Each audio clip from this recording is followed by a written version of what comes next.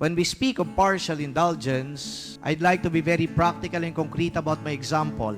Halimbawa po, ang punishment sa iyo ay makulong ka sa purgatorio ng 1,000 years. Pero dahil pumunta ka sa EDSA Shrine at nakakuha ka ng partial indulgence, yung 1,000 years mo sa purgatorio ay magiging 999 years na lang. Pero kapag kayo po ay nakatanggap ng plenary indulgence, it means total na tinatanggal o inaalis yung punishment na nai-incur ninyo dala ng pagkakasala.